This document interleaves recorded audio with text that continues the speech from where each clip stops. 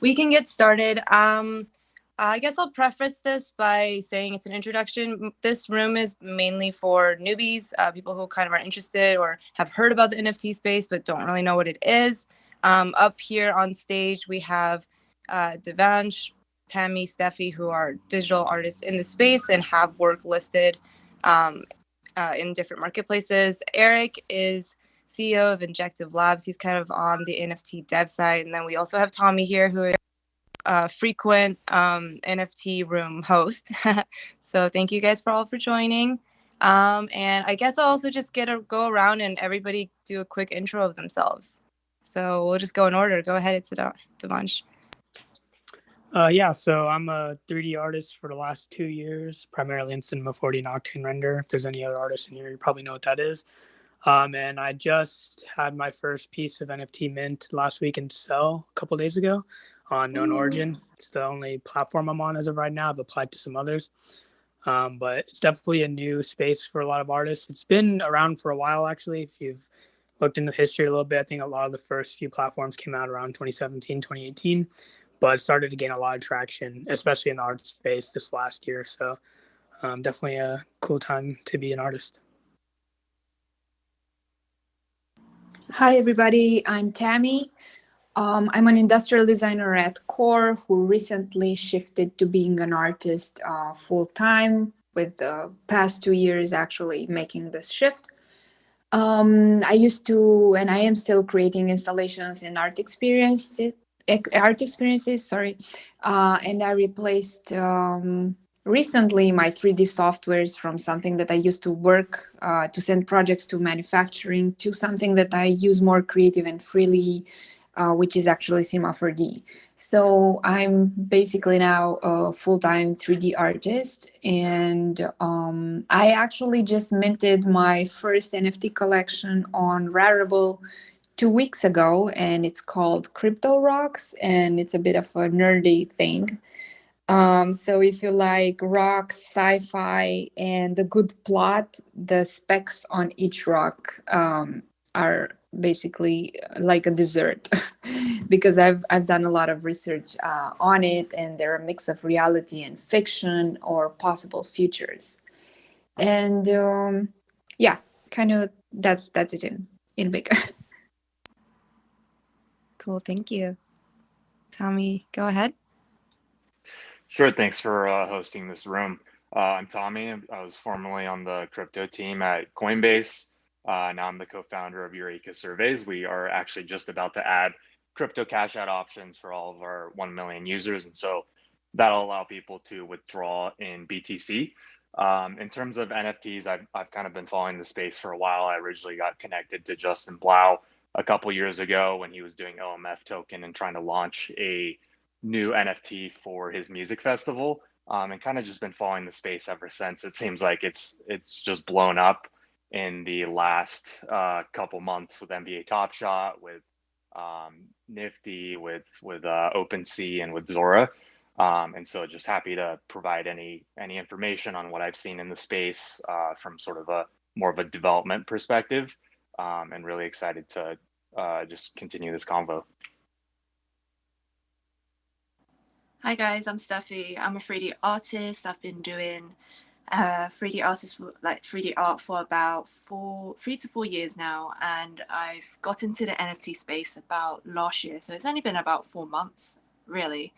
And most of my work really encompasses a lot of Chinese culture. I like celebrating Chinese culture within my work, and within the NFT space I've sold 2 works so far, and I've even got a drop tomorrow, which I'm quite nervous about because there's like a lot of pressure for like selling the drop, or what if it doesn't sell.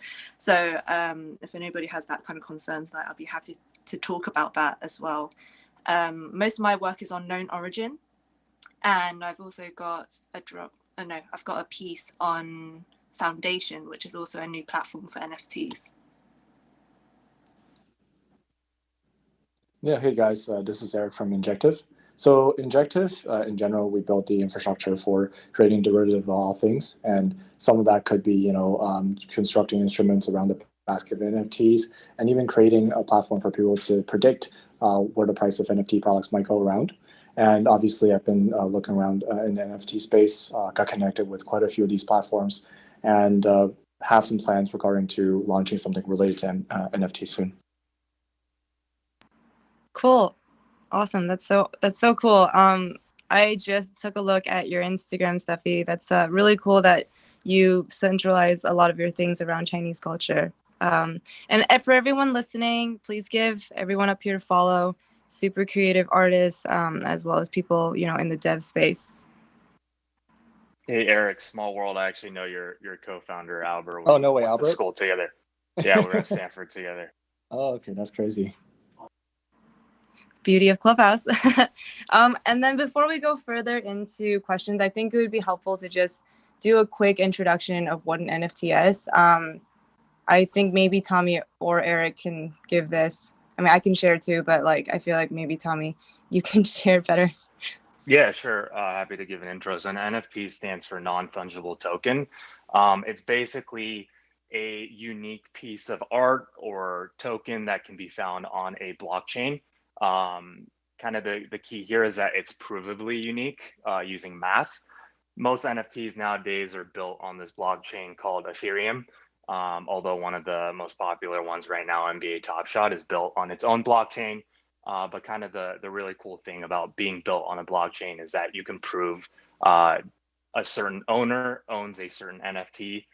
They can send it anywhere off platform, even if they mint it on OpenSea or Nifty or whatever exchange that they make the NFT on. And then everyone can sort of view and verify that that person owns an NFT. And so the space has really exploded in the last couple months because of art NFTs. That's why you see so many artists interested in this. It's a great monetization technique for getting your work out and really distributing it to a wide audience and being able to bring value to something online based off of your brand. And so a lot of the really big NFT drops you see are from artists that have been doing digital art for a lot of years, but these guys are raising like millions of dollars within a couple of minutes. The Nifty drop window is only 5 minutes. In terms of the tech itself, the tech has been around for a couple years now, and to be honest, the NFT tech isn't super interesting or hard. Kind of the key right now is just getting different partnerships as an artist. Nifty is the biggest centralized platform, and so whatever artist launches on their platform is going to make a huge splash. They're curating it pretty closely. With NBA Top Shot, kind of the other big one where people are essentially putting NBA highlights onto the blockchain as NFTs. They got that key NBA partnership, and so they were able to generate a lot of hype too. But honestly, kind of feels like 2017 with ICOs. If anyone lived through that, where there is a lot of hype in the industry, and a lot of it is justified, a lot of it is maybe a bubble, but that's up for discussion.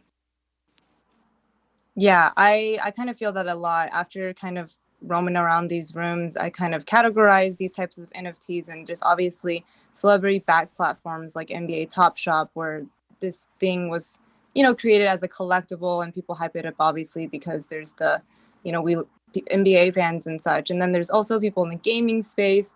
CryptoKitties first blew up in 2017, kind of maybe coming back, but pure gaming items in the gaming space as an NFT, it's virtual real estate. But I think, at least personally, I'm more interested and excited about, NFTs in the crypto art space because I think it's just really great for a lot of artists. And that's what this room is mainly about. So I guess the next question is maybe why this is exciting for a lot of the artists, and then maybe you can hear some personal thoughts from the artists up here. Yeah, I mean, I can speak a little to it.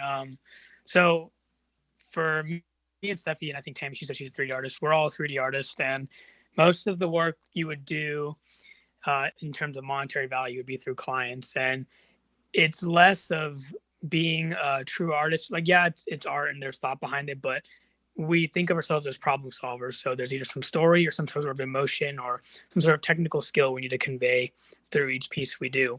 And I think Beeple actually explained it really well in his podcast he did with School of Motion. If you don't know Beeple, he's a super well-known guy in the 3D space, definitely check him out. But when you're doing client work, you're kind of like almost on opposite teams, and the client is trying to maximize what they get out of you at the like less cost, right? Just simple business tactics, and you're trying to do as little for more.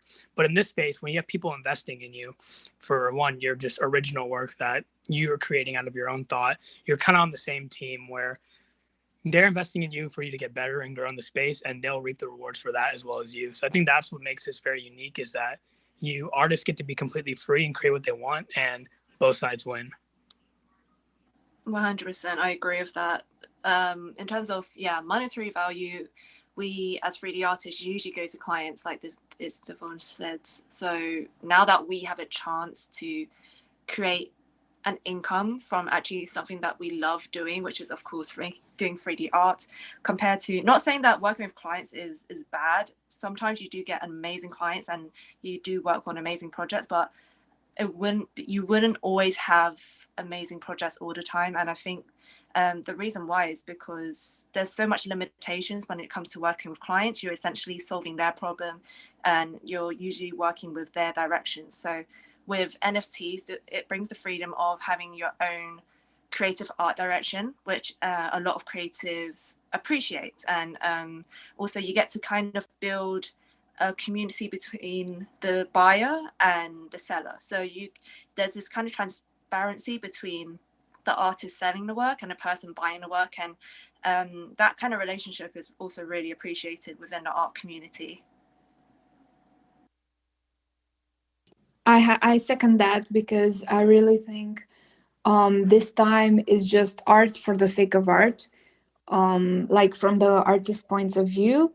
And as somebody who used to work, I have like a 7-year, I think, experience with just doing commission work or collaborations with brands. It's really interesting for me from a personal point of view to just create what I feel like and see who out there is on the same page as me. And I think like somehow NFTs are kind of doing for the regular person what platforms like eToro did for trading. Like it's making it accessible to any art lover or collector, no matter how small, no matter the budget. People all over the world can support their artist in this super clean, approachable way. Yeah, I think NFTs definitely, create sustainability for artists, and it definitely encourages like the original creativity instead of, sometimes a forced brand deal. So yeah, that's awesome. Speaking of platforms, I'm sure many of our listeners are wondering, like, what are the existing platforms? I know a lot of platforms are invite only. I believe on my radar, Rarible and OpenSea are the ones that anybody can list anything. There's a few other, I'll get into that later, but I think there's a few other platforms that don't use Ethereum and are also free and cheaper to onboard. But I know Steffi and It's Devanche are on Known Origins, right? And then Tammy released her rocks on Rarible. So kind of talk about the existing platforms out there and pros and cons if you guys know any. Yeah, so there are Super Rare and Nifty are probably the most well-known. And I guess in terms of curated platforms, there's Nifty Gateway, Super Rare, Known Origin, there's another one, Maker's Place. I think those are the most curated ones, are the ones that are most popular. And for the ones that aren't curated, that would be Rarible and OpenSea. So the thing about the curated ones, you usually have to submit a profile or an application sharing your work, sharing also your social media and your work, and they will filter through that and choose whether you get to be on a platform or not based on your work and how good the quality of your work is. So that could be a pro and con in a sense, because in these creative platforms, they might have a higher curated or higher quality of work as a whole on the platform, whereas on Rarible, the entry is anyone can enter. Basically, the barrier of entry is there's none.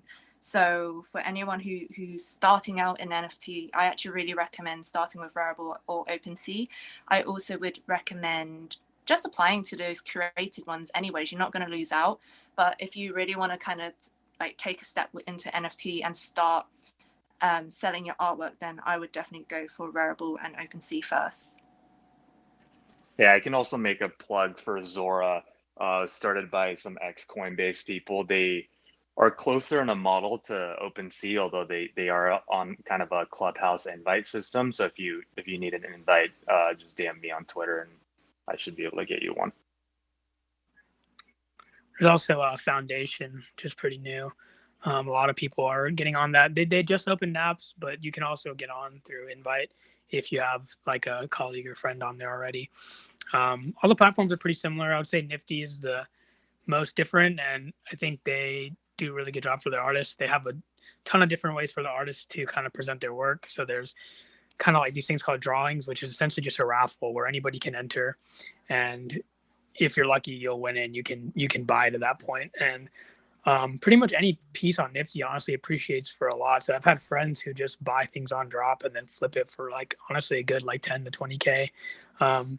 Nifty Gateway is like definitely one of the big players in this. So if you can get on there, that'd be awesome. But my biggest tip for all this, and if you're trying to go for a curated platform, I actually applied before this craze like blew up, and I never heard back from all 4 of them. And then I applied again in January just on a whim, like the day before Known Origin actually closed apps because they were kind of overwhelmed. All these teams are super small actually, and they're kind of overwhelmed with how many people are applying. So if you're not hearing back, just keep that in mind.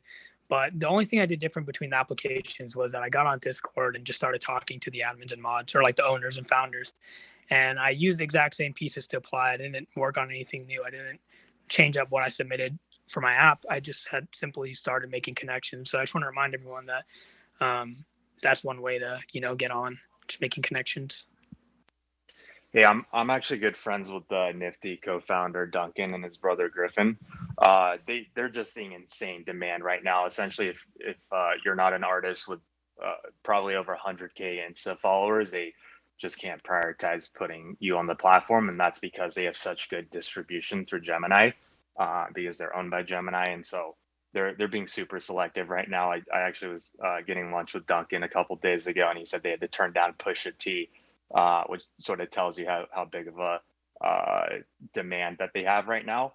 I will say that one thing that a lot of these platforms do take into account is how natively digital you are.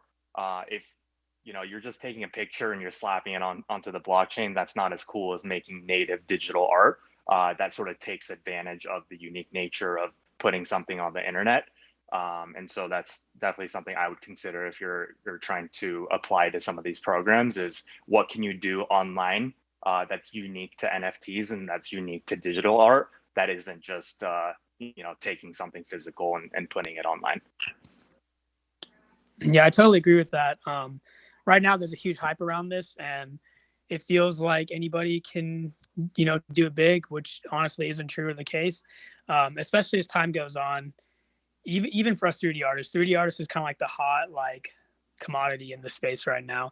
But as time goes on and more artists get approved, and there's a lot of amazing artists out there, you're going to really have to find a way to make yourself stand out and provide value rather than just being another person on the platform if you want to be successful in this space, because it's not going to be easy over time as more people get brought on. For example, like Beeple, the biggest thing he did a couple of things. So he did a drop for the election, and since Ethereum has programmable features on it, you didn't know what you were going to get. And it was like a couple of looping MP4s that had Biden and Trump on it, and you get whatever you get after you buy it, but the token will update and point to whatever MP4 after the election results come out. So there's a lot of cool things you can do with that programmable side of Ethereum, or just concepts in general. There's another artist named Mad Dog Jones, and he gamified his whole drop. He ended up making like 4 million off of it. And basically you would have like common, rare, legendary, something of that kind of scheme. And you would basically get 4 like common pieces, and you could burn them. And burning, correct me if I'm wrong, Tommy, but burning is essentially like deleting. I don't think it actually deletes from blockchain, but it's kind of in that concept of where you can burn 4 pieces of common and you'll get rare, and then you can get legendary, and you kind of work your way up. So these like concepts and ideas that separate you from the rest is really what's going to make you successful in this space.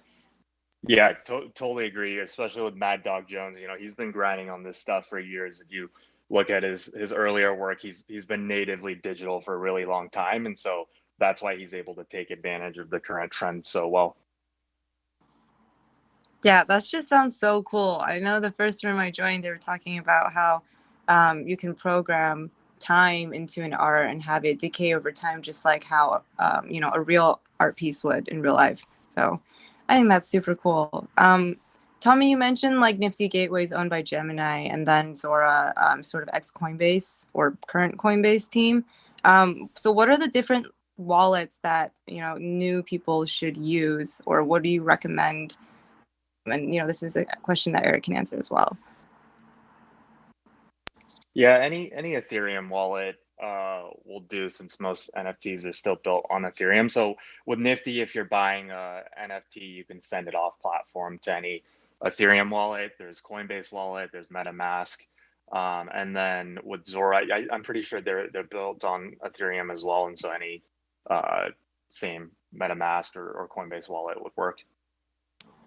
So what about the different, I know I was reading through my TikTok comments and I see there's like a Mintable.com, Ghost Market, Atomic Assets. These are all marketplaces that are not built on Ethereum, hence they're like a little cheaper apparently. What is your take on that? Yeah, I mean, I'm super bullish on Ethereum. They're coming out with staking later this year, so it'll solve all the high gas fees, because right now it's insanely expensive to transact on Ethereum, but it's still the #1 blockchain. And so I would stay away from non-Ethereum blockchains, because Ethereum is still the leader. Maybe the only exception would be with NBA Top Shot and their flow chain, which seems like it might be promising, and that's just because they have a really good track record. They were the ones that did CryptoKitties, which blew up in 2017, and so they have a good reputation. But other than that, I would stick to the Ethereum-based NFT systems. And kind of my plug, if you're an artist starting off, sort of as a smaller artist, I would either try to get on Zora, or I would just use something like OpenSea, which is the largest decentralized NFT exchange, as Steffi mentioned before. Right, because I was playing around with Rarible yesterday just to see the process and what fees come up. And in general, after you create an account, I think there's a first one-time like an app request fee that you pay to Rarible as a platform. It was around $45 at the time. And then for the gas fee, and for those listening who don't know what gas fees are, it's essentially like a network fee payable to Ethereum. Correct me if I'm wrong. And basically when it's if there's a lot of people on the network, then it will be more congested. Hence, it'll one, take longer, and two, cost more. But something weird that I noticed when I was trying to upload my NFT for fun is that it said $87, but then when I clicked into it, there was like a fast and slow option, and then it became $5.60, and I ended up minting it for $6, even though original cost displayed $87. So I don't really know what that's about. But this was also after me clicking like over 100 times, and it finally submitted. Yeah, so the gas fees depend on how fast you want your transaction confirmed. And so if you're minting an NFT, you should just do the slowest, cheapest option. It might just take a couple hours for the transaction to actually go through. Whereas if you put a higher gas fee, it's going to be prioritized in the Ethereum transaction pool and go through faster. So for NFTs, I would just do slow. So I actually have to hop off, but I guess 2 more points before I leave. I think one of the biggest reasons why NFTs are blowing up now, even though the tech's been around for a couple of years, is well, there's 2 reasons. Number one is people realize that art NFTs are not securities, which is huge. I think during the ICO token craze in 2017, there was a lot of securities, and there were a lot of things that should have been securities that didn't get treated as securities. But the SEC has come out with pretty definite guidance that if you're putting art on the blockchain, that is not a security, and so you don't have to comply with security laws. Gemini doesn't even have KYC. It gets a lot less strict in terms of regulation. So I think that's one thing. And then the second thing is just sort of the larger macro environment. Everyone's trying to invest in more and more assets. There's a lot of capital out there, and ultimately NFTs are valuable if people think they're valuable. It's kind of the same argument as Bitcoin. Bitcoin isn't a stock where it pays dividends or anything like that. Same thing with NFTs. It allows artists to monetize really effectively. And if people think that art on the blockchain has value, then it's kind of a self-fulfilling prophecy. And so I think we're really seeing that start to take into effect now. But yeah, anyway, thanks for inviting me up, and hope you guys have a good rest of the discussion. Thanks, Tommy, for joining. I just want to bring up what Tommy said about high gas fees. There is actually this new platform called Genesis Grants. So for anyone who is minting right now, I know gas fees are currently around like the $200 mark, which is insane, especially for people who are new to the space. So there's this new platform called Genesis Grants, and it's basically a platform where you can apply and you will get, it's almost like a grant, you'll get funding to have your artwork minted on the blockchain. So that's for anyone who is new and can't afford the high gas fees. There's actually another platform that does this. I'm really glad Steffi brought it up. It's called, it's mint.af. And you can apply for a mint fund. So yeah, I think this is also something anybody starting up should know. I mean, I wished I know about this before minting. Wow, great. Yeah, that's really helpful information. I have one more question for Eric, for someone on the dev side. I obviously understand, like, how NFT is booming and great for, the artists in the space. But also at the same time, with the high gas fees, there's the whole, the tech needs to be improved and developed to be more scalable. So eventually gas fees can come down. And I kind of like think of it as the same, like it was only recently that this, even in the trading world of brokerages becoming zero commission fee, it also took some time because most brokerages still charge like sort of a fee per trade. And so I kind of see it's similar with the Ethereum world, but I just don't understand like anything really about the blockchain tech. So would love to hear from someone like you who's trying to develop NFTs in that space. Yeah, happy to chime in. So just in general, the reason why Ethereum has such a high gas cost is not just because the insane demand around transaction or interacting with the Ethereum ecosystem. It also has to do with the fact that just in general, there's a lot of arbitrage and trading opportunities on Ethereum, on the Ethereum chain itself, and people are willing to pay a huge premium to capture those opportunities, to guarantee their inclusion, to make sure that their transaction gets mined first. So this kind of creates like a tragedy of common issue. Essentially, like for those who want to simply make a transfer, for those who want to, sell like NFT, we shouldn't be constrained by, the same type of people who are, spending hundreds and thousands of dollars in order to get their transactions pushed out first. So just in general, there's obviously a lot of solution around it, trying to mitigate this issue. There's a lot of scaling solutions out there. We're working on one. Optimism is working on one. There's a lot of basically people who are trying to retain the security of Ethereum while providing the throughput and scalability that's offered by, basically in an almost centralized way, but it's offered in a trustless fashion. So basically, you can trust the server because the security eventually goes back to Ethereum itself. So that's this is what people generally call it layer 2. Yeah, I would say like in the current landscape, there's a lot of layer 2 solutions already in existence.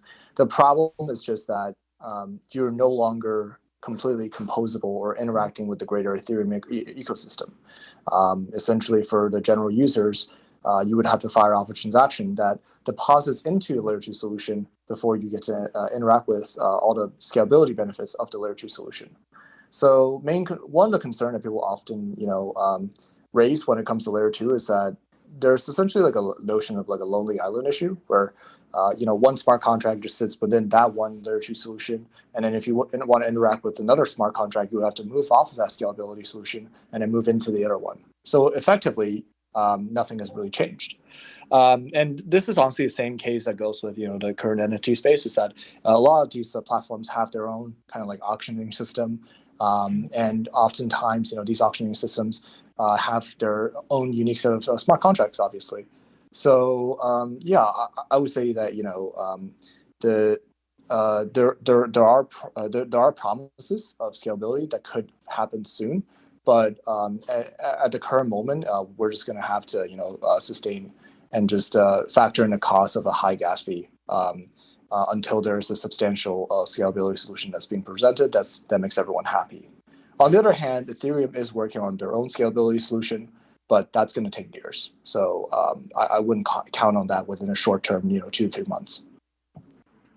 Got it. So I guess with the high gas fees, I have like two more kind of questions for the artist side. Since, it does cost, money essentially to list your work, and there's also not necessarily a guarantee of your work unless, you already have a following or presence in the space. One, how do you kind of promote your work or get someone to notice your work? And two, is it worth it for people who have a smaller following to try and get into this space? I want to start on that because I feel like I identify with somebody who doesn't have a pool of people who are buyers at this point or at the point of when I minted. And so in terms of gas fee, to get a bit more specifical, I minted on Rarible 5 pieces. And that went for, I think, 400 and a bit, the whole 5 of them. So apparently that's like, so what I've talked to other creators, that's like an average you should expect, maybe like 100 per piece. I mean, it can vary depending on the time of the day and the network, but yeah, that's the average. So the reason why I wanted to mint on Rarible was because personally, I didn't want to go through the process of being admitted. I didn't want to be under evaluation by another platform like Nifty or Known Origin or any of the others. But now looking back, I think I did not choose rightfully to spend the minting money, so to say, because at that point I didn't realize that promoting the artwork that I minted was going to fall back on me solely. So for anybody that doesn't have already people who could be potential buyers, I would recommend applying to these platforms that do a little bit of PR for you and marketing that can push you through. Yeah, I mean, that's kind of my experience with it. And I think it's something that I had to learn through doing, unfortunately. Yeah, but if you do have, if you do think you can bring a pool of people so they can switch like from regular buying to NFTs buying, then OpenSea could be a really cheap option for you. Because you can just bring the people there and the minting is really, really cheap there. I would say I don't really consider myself a big creator also. And I guess for me, what I found has worked is promoting on Twitter. Unfortunately, most of these platforms, you have to self-promote. These platforms, crypto platforms, do not promote on your behalf as much as I would like them to. So Twitter has really become a place where the crypto community thrives. And I found most of my buyers from there. I think a key thing I would say is definitely go into the crypto community on Twitter with the mindset of actually making a relationship rather than thinking of just you want to sell your art, because nobody likes to be sold to just for the sake of it. So I would definitely try and interact more with the community, and you'll find people that are genuinely interested in your work. That was so nicely said, Steffi. Yeah, I have to hop off soon. So yeah, really, really glad to be able to participate in this panel. Yeah, for sure. I'll let Devansh answer, and then I'll open the floor up to to questions. Okay, yeah, sure. One thing for Eric hopped on, he hopped off. I was gonna ask him something. I'll just message him on Twitter. So for me, same as well. I don't have a big following. I have like 1,600 followers on Instagram, and half of those are just college friends.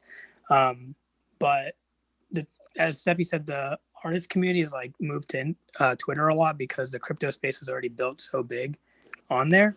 And I guess big thing that I did was just exactly what Steffi was talking about, was like start interacting with collectors, but not in the sense of like, hey, look, here's my work. More so just like talking to them. Again, I didn't DM them or anything like that. Post. if they post something, then I'll try to interact with them. So the reason I got my first sale was, and I'm sorry for sounding like a broken record to my other 3D friends in here who've heard this, but Daft Punk had their announcement of breaking up this week, and one of the bigger collectors happened to tweet about it. And I just responded to him saying like, oh, I'm so sad. And he ended up checking my profile out, and he followed me and then ended up bidding on my work. And it wasn't just off that one tweet that led to that, but it was like kind of like the cap. I'd been interacting with him for a little bit, and he had been liking my responses to his tweets. And, you know, just building that genuine relationship is important. And from there, I took it into the DMs because, you know, him following me is like already a signal like, okay, I want to like actually get to know you or converse with you. So I think that's like the biggest thing to keep in mind is that I know you can see a lot of like flashy numbers here and there on Super Rare and Nifty, but it's not all like, oh, let me post this and I'm going to be rich. It's a lot of work and just networking. Can I just use the hook because I think I want to follow this line of thought, and I wanted to talk a little bit about the project that I have just founded, which is called NFTs for Humanity. I think this new technology will like allow us to do like philanthropic work in a way that has never been possible before in this way. We will create a completely voluntary and open source platform where any artist will be allowed to freely trade his crypto art at will. And so far, so good. It's a nice thing like that. But what is the true purpose of this platform? We're going to create a platform where every donation is at the same time an investment, and any investment is at the same time a donation. So artists will be allowed to make artistic donations, waiting for returns in the long run. In this way, we will sell our crypto art, and wherever art associated to that token will be a collectible item in a collection of items related to the project. How are we going to make money for the investors? They're going to make a donation, and 100% of this money will go straight into a charity that will be chosen by him. And in return, we're going to give him an NFT token that he will be able to save and trade and collect for this artwork that should somehow be time anchored to the moment of we're living right now. So how does he make money after that? Well, we are basically creating a pyramid scheme of good, because the more money he donates, the more donors he brings into our project, the more his tokens will be valued, because the market of those tokens will just inflate over time the more people donate. Therefore, the more he donates, the more donors he brings into the system, the more money he makes in the future, because these tokens will not be unlimited. There will be scarcity in the system, and people will start trading these tokens the same way they do with stocks, because people will want to have the full collection of artwork related to this humanitarian project. Imagine a rich guy that wants to invest in art. He will be willing to donate money to that. Sorry to interrupt, Bernardo. It's really cool. I just want to kind of direct the conversation back with just questions to our artists on stage. Anyone who's interested could definitely go check out Bernardo's project. Can I just make a final comment? I'll be holding a room where I'll discuss these ideas in a little bit more details. Sure. And I think it's a great opportunity for investors. It's a great opportunity for artists to make money and to help the world. Okay, cool. Thank you. Anybody who's interested can go connect with him. Hi, Kat. Do you have a question for one of our speakers? Yes. I was under the understanding that this was for beginners, but you all sound like you really know what you're talking about. So you're going to have to excuse my naivete. My question is about what makes an NFT as opposed to art that has been bought and sold on a blockchain. So if you buy art, you could buy art, say, with Bitcoin or with Ethereum, and it's a transaction that occurs on a blockchain. What's the difference between an NFT and any other art that's bought and sold on blockchain? I'll try to answer that a little bit. Well, honestly, I'm pretty new to all this too. It may sound like I know what I'm talking about, but I've just started reading up a lot on like crypto space. But I think the whole point of NFT is that it stands for non-fungible token, so that it ties basically on blockchain. It'll host like a token, so it doesn't actually host your like MP4 or PNG, but it hosts a token that can point to anything. It can literally be like a text file, and like through that token you can verify authenticity and digital ownership. And so you can correct me if I'm wrong. I don't know if that's how it is on the normal blockchain when you just buy art, but I think that's kind of the whole premise here. It sounds to me like quite the same thing actually as when you register, say, a sale. When you buy something on blockchain and it's registered, that transaction is registered on the blockchain. So I don't really know if I understand a difference. If anyone here does, that would help a lot. I'm a journalist, by the way, so I'm not an artist either, and I haven't minted any art, and I don't even know if the word minting is a metaphor for listing. Yeah, so minting, and these are just notes that I took from some other rooms, but the process of tokenizing or minting your art on one of these marketplaces essentially gives it a verifiable digital certificate that's able to be tracked through Ethereum, and it gives it like a proof of origin. And the more important thing is it shows like the chain of ownership within that marketplace. Right, and it's my understanding that that's the case no matter what you buy with a blockchain. Yeah, I kind of wish our two dev side people kind of hopped off. Kind of wish I posted I know. earlier. I was waiting, and when they hopped off, I was like, no. But anyway, thank you. And I'm following all you guys, and so when you hop into a room, I'll be checking you out. If I have any answers, I'll give you the answers that I pick up. For sure. Yeah, definitely. I'll try to find the answer for you, and I'll shoot you a message if I get anything. Okay. I mean, this whole thing is really blown up in the art space, and I write about the art market. So I've been like taking like really quick classes here, like trying to listen in on people and figure out what's going on and doing my Google research. So it's really been like a quick college course in NFTs for me. Oh, I'm the same. Kat, I have a question. So you're saying you bumped over NFTs while being in the classical art, so to say, domain? Exactly. I write about the art market and art law. And so, the NFT thing blew up. The first time I ever saw anything about it was on Twitter a couple of days ago. So, I'm trying to bone up on it and learn about it and see why it's exploding and exactly what people are buying. I don't know. Someone bought the Neum cat for like $500,000, or maybe it was more. And I still don't understand what this person owns besides, a wink and a smile and a nudge. I think it's super interesting when worlds collide. And I was really curious to ask you how you're seeing all of this going on. Like, how does the classical art world views the whole NFT thing and digital artists?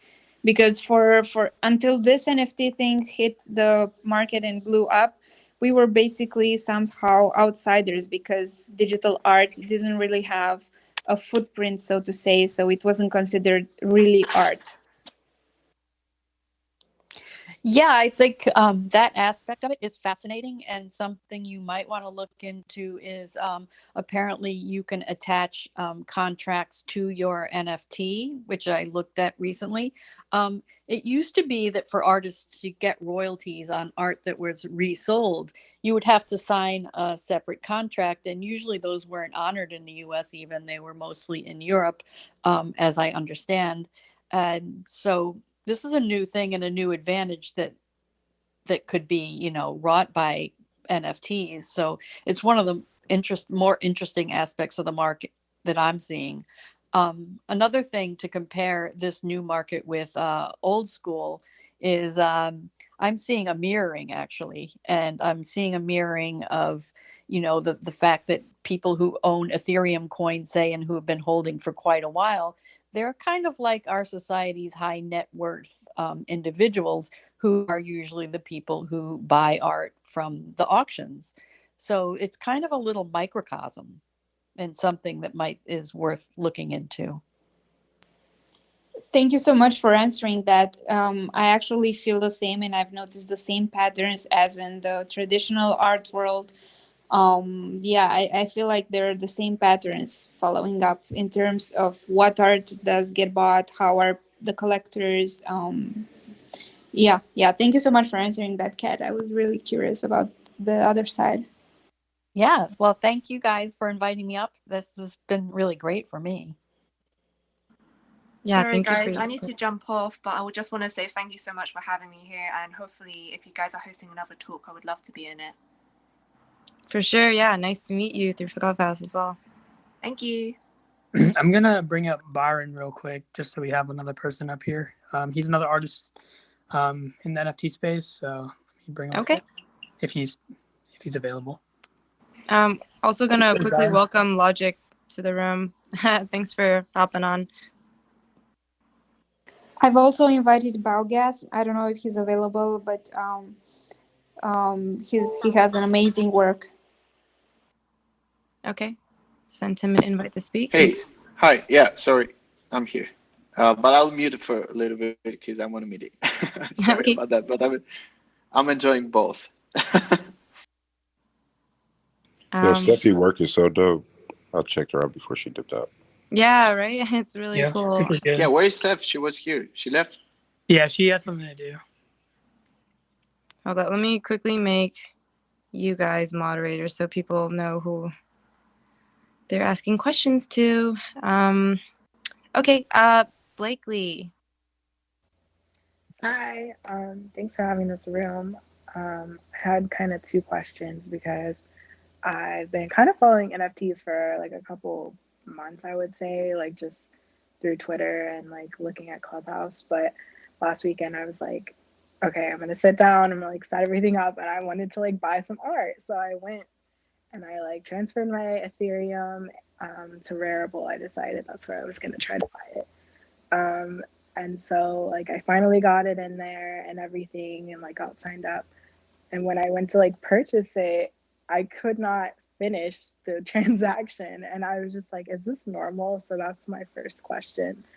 Has anyone run into that issue? Is it like user error? Is this like a common thing? It was just telling me like I had enough, but it just like would do the little progress bar and then it would like stop, and it did it. Yeah, no, I was doing this yesterday. But yeah, it would keep on saying like, oh, like it's not working right now, try again later. And I tried again, like I just kept on clicking confirm, refresh, and then eventually it went through. So I think maybe it was just during like high traffic times. Okay, that gives me a little hope. I'll try again because I was like, oh, what am I doing wrong? Okay, Actually, and then go ahead. Yeah, sorry. I just want to just get in real quick on that topic because I actually did this in my first times trying to mint or trying to buy. And what happened is if you set the gas price too low, basically that specific gas price isn't enough to go fully with the transaction, and it will take out from your wallet that amount, but the transaction won't go through and it won't appear in your wallet or Etherscan. So basically, it's just gonna show up as 0.00 Ethereum. But if you're gonna click on it, you'll see that actually some money did disappear from your wallet. So my recommendation is never set the gas price too low, because there was somebody in this room before that was saying that yeah, you can just put it very low and wait. I wouldn't quite advise on that because I actually kind of fried, I think, about $150 like this because I didn't realize that even if the transaction says that it's pending or failed, actually the money were taken out of my account. So I wouldn't recommend you going low. I would just like medium should be all right. Thank you. That's really helpful. Yeah, I did notice. we all. Sorry. No, I was just gonna say I did notice some of my Ethereum seemed to disappear, so that makes a lot of sense. First time I did that on Rarible for my first NFT, that happened to me as well. Like I lost like $100 or something like that.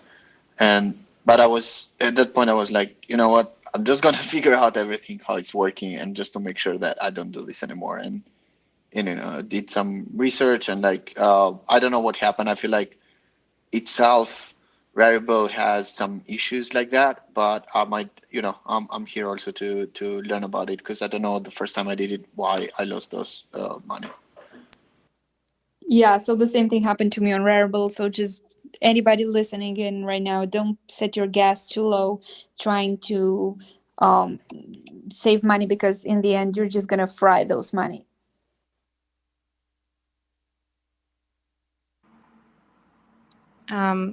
Great. Yeah. Thanks. Great advice. Uga. Sorry if I butchered it. No, it's fine. Hi everyone. Thanks for having me up here. I just wanted to hopefully. Oh, maybe Kat left, but I wanted to answer Kat's question about NFTs, and so I discovered the crypto space in late 2017 when Bitcoin, made its way up to 20K. Stayed all throughout the bear market until like 2019, 2020, and my understanding of NFTs are that, so for example, if I'm on the Ethereum network and I am creating a token, so under like, for example, like Etherscan, if I were to create a, let's say a something like an asset named Uga OOG, let's just say call it that. And essentially if, I don't really understand how, for example, I think you can put like some kind of memo inside that transaction. And so if the thing is that I would be, if I were to distribute 10 tokens of OOG as 10 shares of a specific piece of artwork, um, this would differ from Ethereum because Ethereum is kind of like an asset that I can use to buy and sell, but the 10 tokens of OOG, I could use that to show who actually owns ownership or retains ownership over the asset that I'm splitting up into shares. And this can also be verified by who I'm sending it to and who the original token creator is, and that would be me. So if I could bring any clarity to that, and if anyone can correct me if I'm wrong too. But that's as far as I understand from the space from like 2 years ago.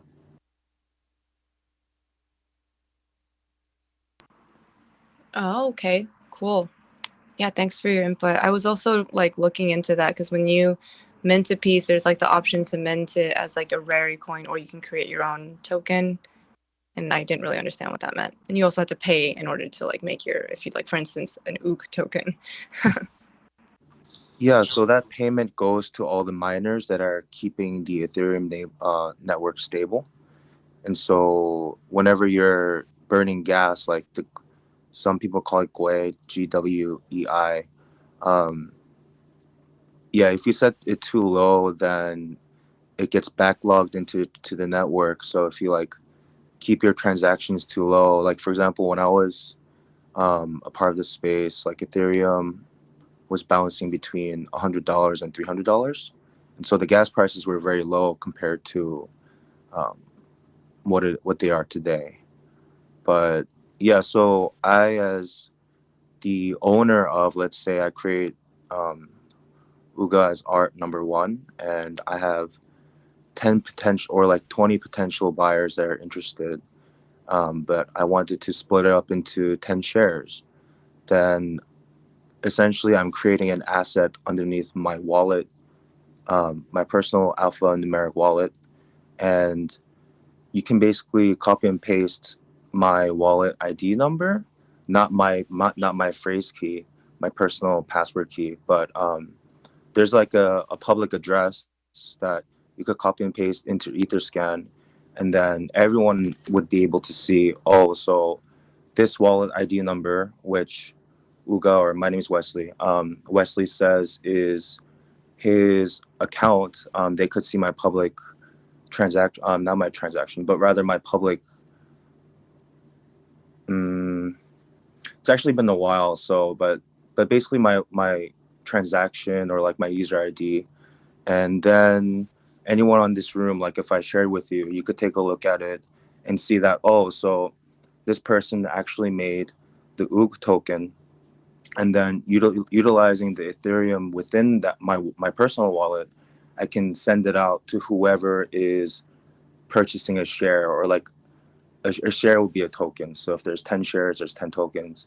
I'm distributing this to other wallet holders so that they can, it shows that I sent it to them, and the person who created this asset is me. And so it's verified on the Ethereum chain that this is actually like created by the owner and sent out by the owner. So if that brings any clarity, if anyone wants to correct me, please like go ahead. Yeah, man, there's been some talks about people selling on one platform and then later finding their art on another platform.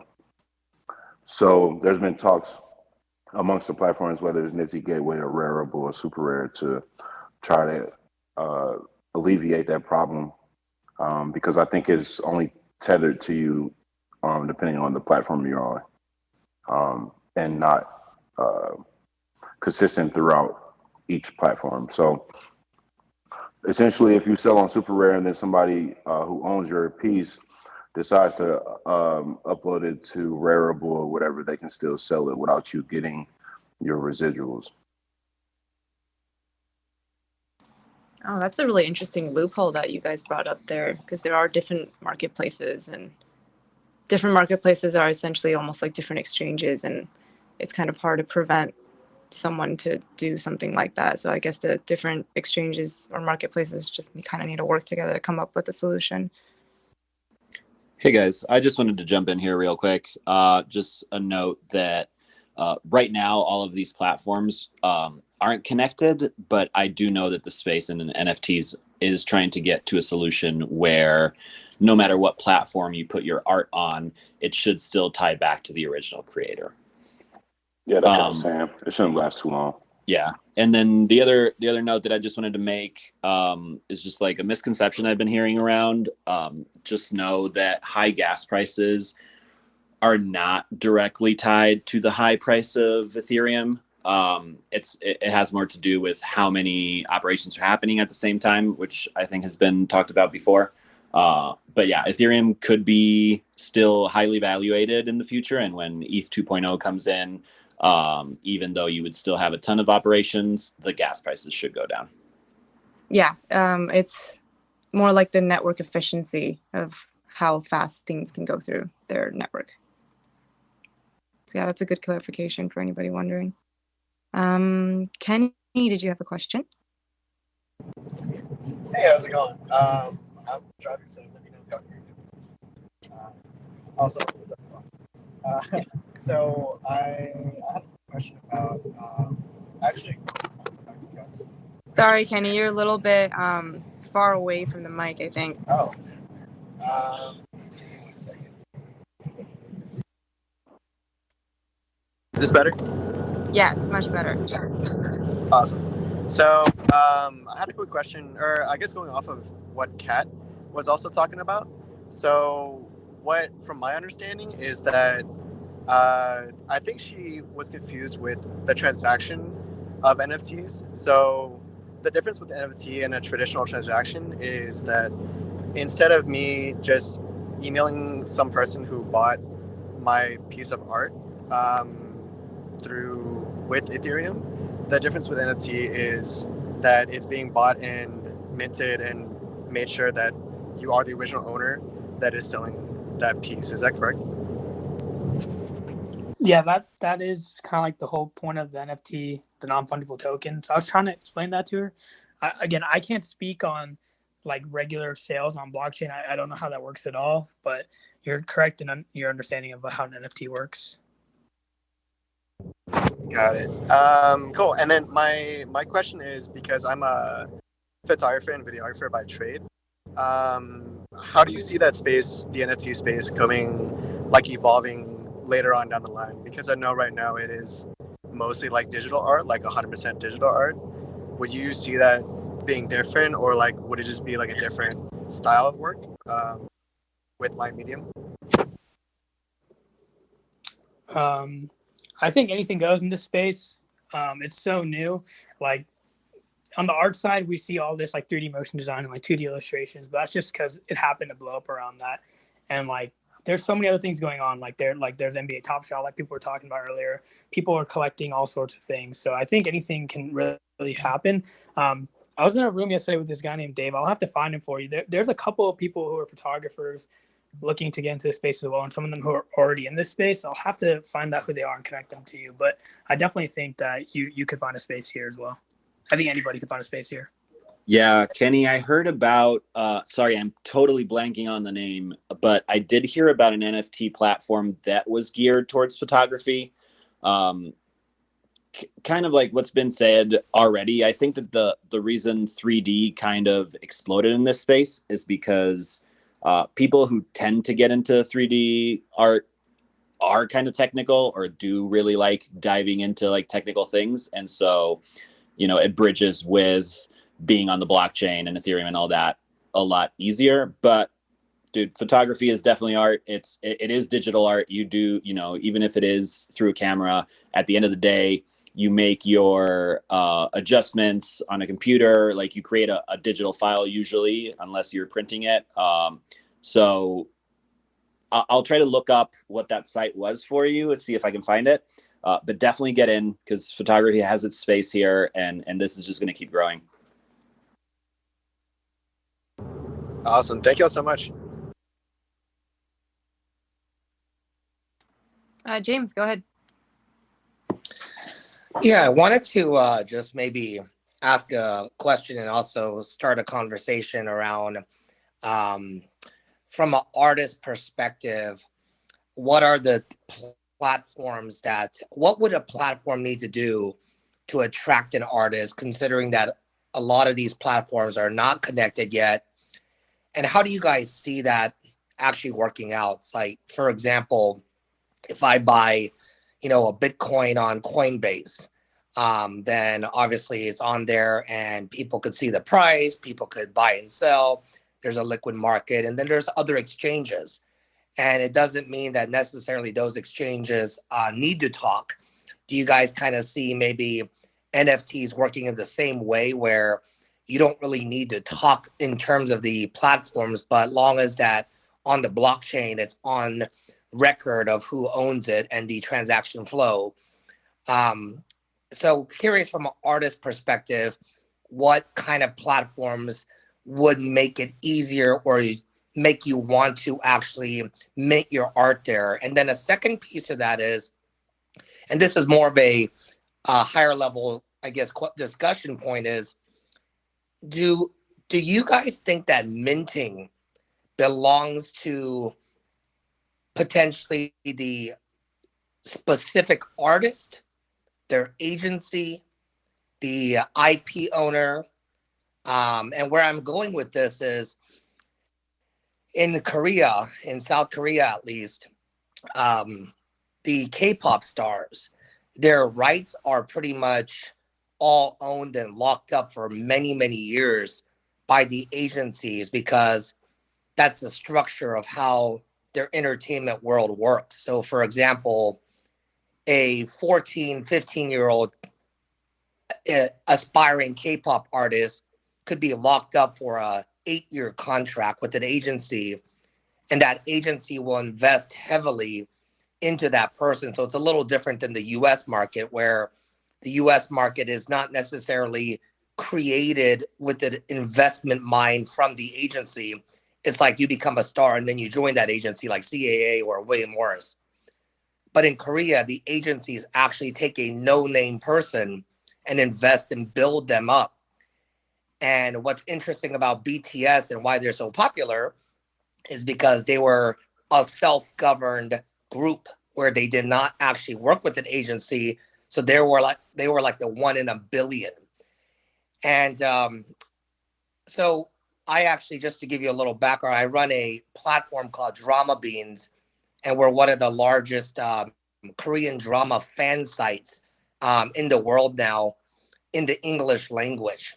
And so we're exploring the idea of doing NFTs because we've got such a very, very, I guess, one of the highest levels of engaged fans, because these are the fans that watch the shows, listen to the music, but they want to talk about it even more. So it's like Clubhouse, right? Like, you guys want to talk about this even more, so you come here. They're not the casual fans. And so we're looking very early stage of creating an NFT platform for K-pop and K-dramas, from video content to artist content to even bringing in third-party artists to collaborate with those K-pop artists to create new renderings that we haven't even thought about yet. And so, in all full disclosure, we're a business. We're a for-profit business. We're not a, foundation or a protocol play. We are a business that cares about making money. So I'm trying to find that right balance of how do you get artists, whether they are the K-pop artists and or even third-party artists that could be really cool, like pencil art drawers that collaborate with the K-pop artists, and then be able to create and mint those items on our platform and then sell to our marketplace.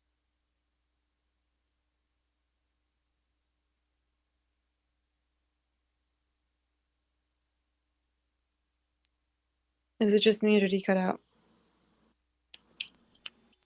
I think he cut out. No, James, are you still there? Was that the end of the question? Maybe it was the end of the question.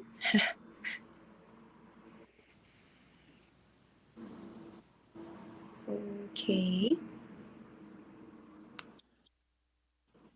James, are you still there?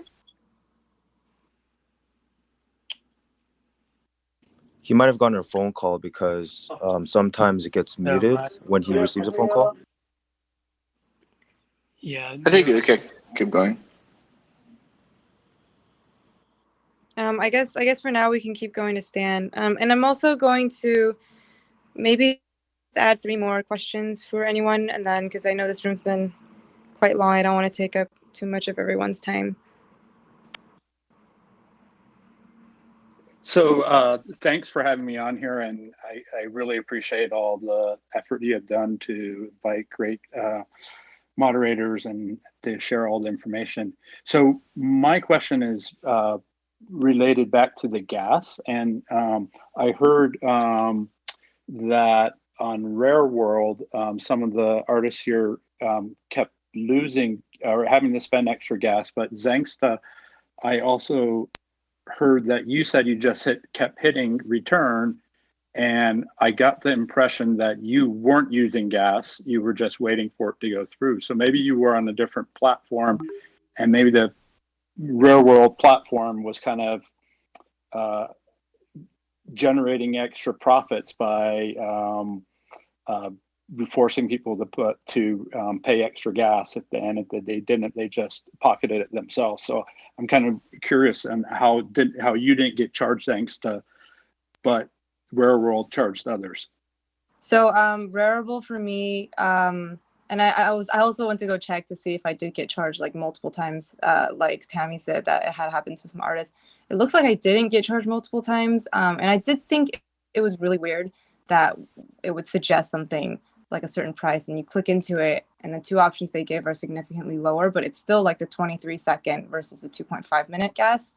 And I chose like the 23-second, and in the end, I only paid like $7 and around $7. It was like $6.83.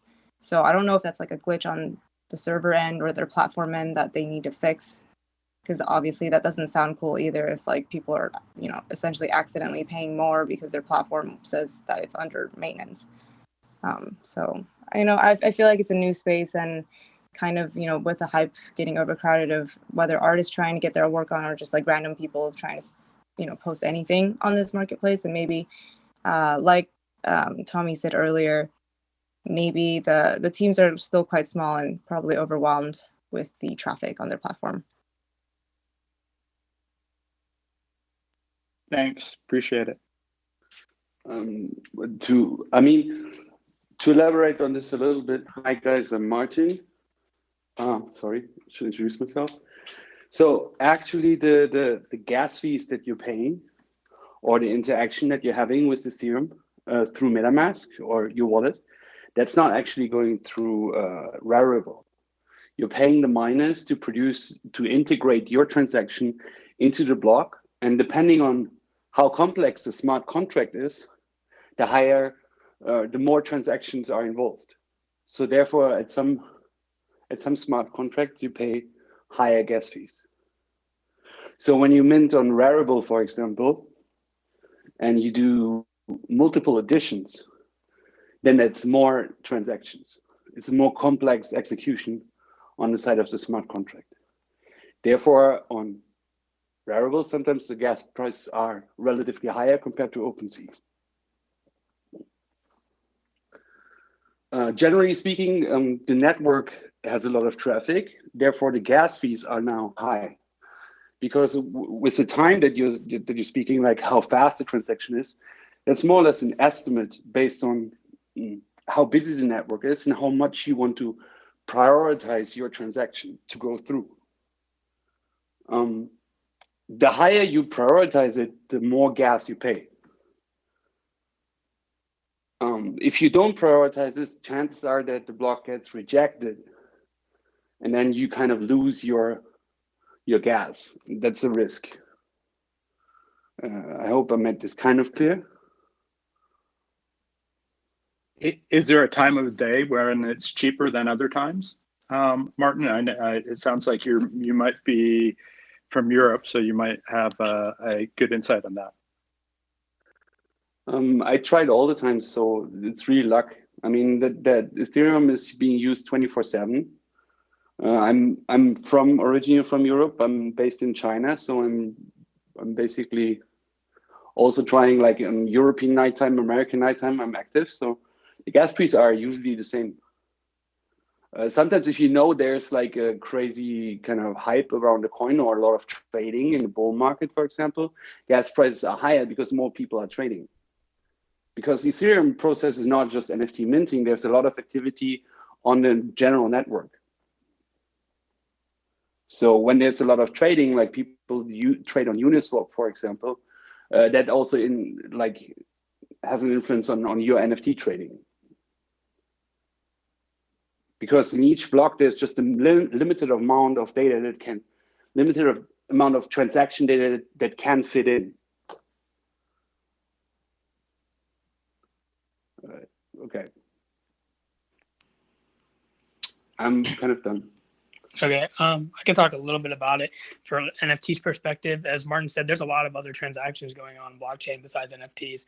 And I've minted a couple things. I did Rarible first and ended up burning those once I got into known origin.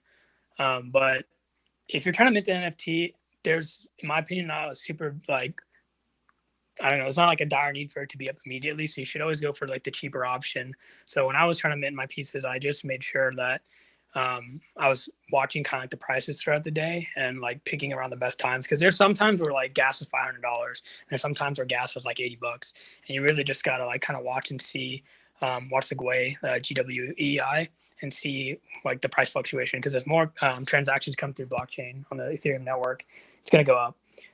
And I don't know exactly what attributes to the overall price change because literally I guess there's just so many more users now than a couple months ago. Cause when I minted on Rarible, maybe like October last year, I paid like a $5-10 gas fee, and I know Jenks has paid around $7 this time, but known origin I paid $115 gas fee, and then I paid another gas fee to accept the bid for about like $89, and that the same day I accepted the bid, that's when gas was $500. So I kind of just waited till like 1 a.m. to see if I could get a better price, and kind of just lucked out there. But as Martin said, it's mostly about just watching and seeing when gas is low and when gas is high. And there's definitely sources online. Like a good indicator for that is GWEI. If you heard about GWEI, if GWEI is low, then gas is cheap. And GWEI you find like in most of the block explorers.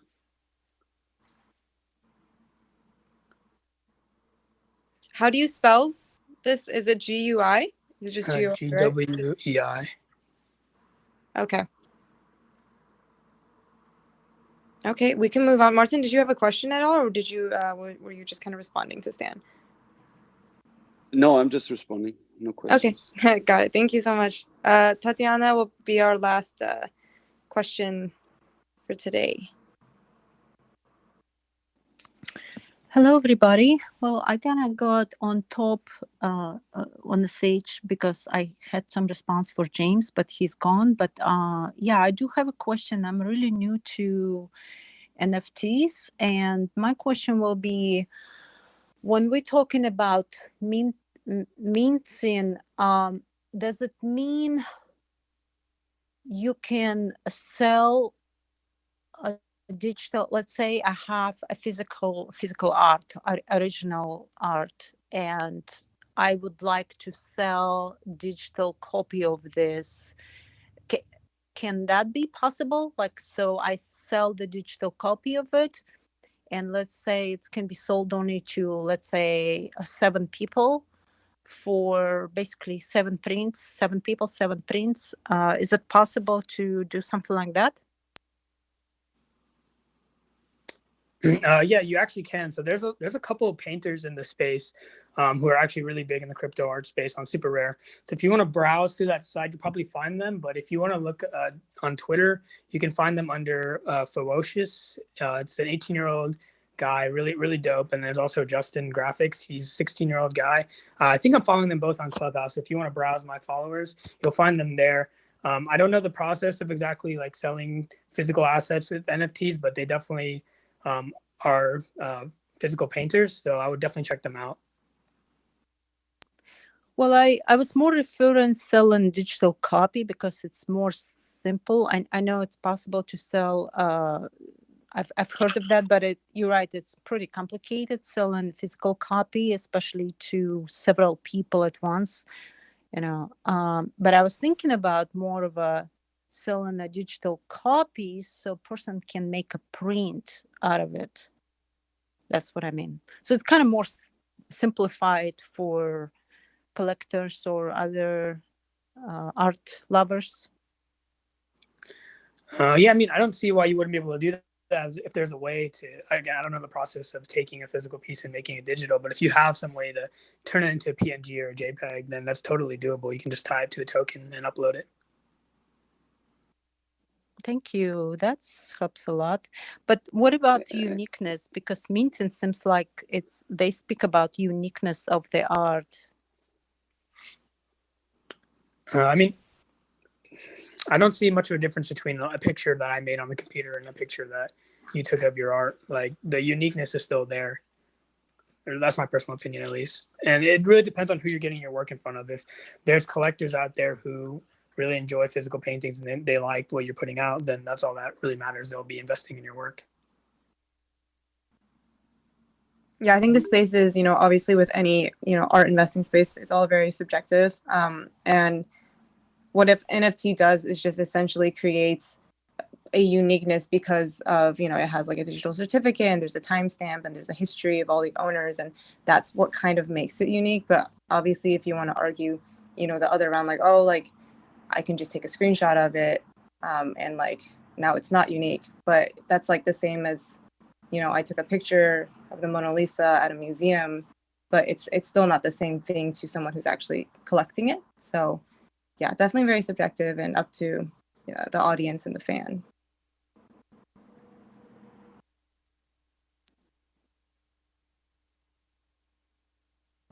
Alrighties. I think that is all for today.